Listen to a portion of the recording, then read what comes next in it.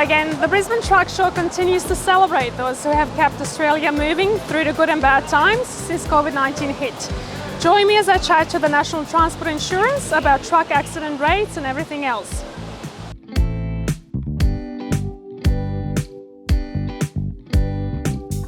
Thank you, Adam, for joining us here today at the Brisbane Truck Show. You're from the NTI, National Transport Insurance, and you are the Transport and Logistics Risk Engineer. Would you please explain to us, we've seen a hike in truck accidents in 2019. Now, has that decreased ever since, or are the trends still the same? Yeah, so obviously 2020 was a very different year. We saw a significant reduction in light vehicle traffic volumes, and probably our most well-known statistic is where a truck and a car are involved in a fatal crash, the car is the at-fault party 80% of the time. As a result, if you reduce the number of cars on the road, heavy vehicle safety improves as well. So we saw a fairly significant reduction in light and heavy vehicle crashes and truck crashes overall through 2020, and we'll soon be releasing our 2021 NATASI Major Accident Investigation report looking at the trends in those crashes. Okay, and is it true that newer trucks or modern trucks crash less compared to older fleet?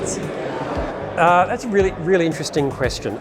For me, it's not so much about simply the presence of technology. It's really about having the people who have to interact with it understand it.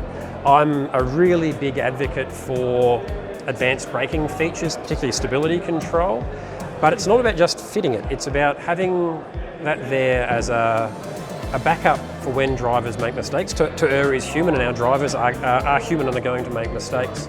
But then use that data when those events occur, feed it back into your drivers to understand where are their high-risk corners, how can they change their behaviour to be even better at their job, and how do we get our people home safe every day. So it's not just about having those newer, safer trucks, it's about having a discussion in our industry about how to maximise the value from that technology to protect our people. So with the improvements in technology, would you say that we are heading towards the right direction? Are there better things on the road now that have seen that number drop?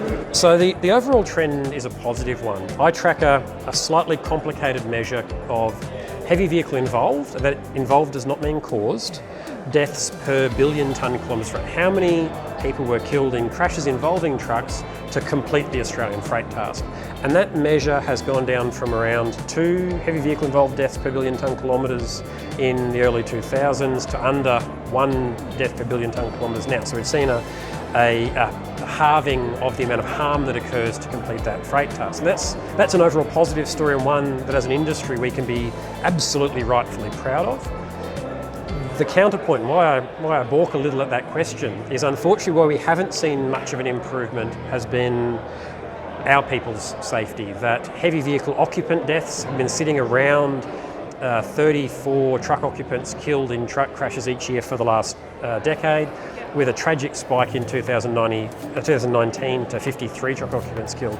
So the real beneficiaries of the investment we've made into safety thus far have been other road users, and we need to really shift our focus to getting our people home safe. Okay, so what is your main message throughout the truck show of the next 4 days? What do you hope to convey? I want to link people with a few key suppliers. As advanced technology rolls out into fleets, it's been mandatory now to have stability control on heavy trailers since I think 1 November 2019. Your guys in the workshop are going to need expert support. They're going to need to have an expert brake guy that they can ring when the problem gets beyond. They're going to need training on how to support those systems themselves for the work they do in-house. When you buy a new truck with some of these really cool features, whether it's AEB that's looking forward and will brake the truck in an emergency and, warn the driver first, then brake the truck, you need to have a discussion with your drivers of what that's going to feel like. Is it going to beep? Is it going to flash? So if you're down on that shop floor negotiating to buy that new prime mover, make sure you require that manufacturer to provide training. They've all got in-house driver trainers on their staff. Make sure that's part of the deal when you sign on the bottom line. Awesome. Thank you so much. Wonderful, my pleasure.